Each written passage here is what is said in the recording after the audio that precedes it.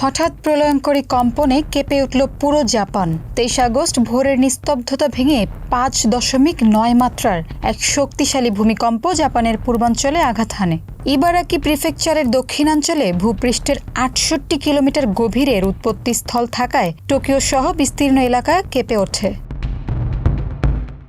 জাপানের তীব্রতা স্কেলে 5-এর নিচে কাঁপুনি অনুভূত হলেও এই আকস্মিক ঝাঁকুনিতে সাইতামা, কানাগাওয়া ও চিবা সহ বিভিন্ন অঞ্চলে আহত হয়েছেন 30 জনেরও বেশি মানুষ। এদের মধ্যে সাইতামার এক প্রবীণ নারী ছাড়াও কানাগাওয়ায় এবং চিবায় কয়েকজন আঘাত পেয়েছেন।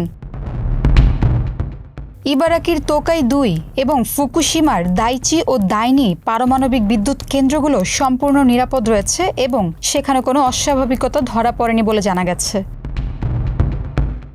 ভূমিকম্পের কারণে দেশটির যোগাযোগ ব্যবস্থা মারাত্মকভাবে ব্যাহত হয়, ফলে ট্রেনের গতি কমিয়ে দেওয়া হয় এবং তবু রেলওয়ের কয়েকটি এক্সপ্রেস ট্রেন চলাচল সাময়িকভাবে বন্ধ রাখা হয়। প্রধানমন্ত্রী সানায়ে তাকাইচি দ্রুত ক্ষয়ক্ষতি নিরূপণ ও জনগণকে সঠিক তথ্য জানানোর কড়া নির্দেশ দিয়েছেন। সৌভাগ্যক্রমে এমন বিপর্যয়ের পরেও দেশটিতে কোনো সুনামি সতর্কতা জারি করা হয়নি। কিন্তু এই কম্পন কি কেবলই একটি বিচ্ছিন্ন ঘটনা ছিল, নাকি আরও বড় বিপদের পূর্বাভাস?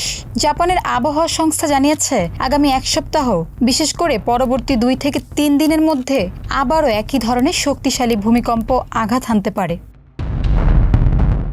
তাই দেশটির বাসিন্দাদের সর্বোচ্চ সতর্কতায় থাকার পরামর্শ দেওয়া হয়েছে।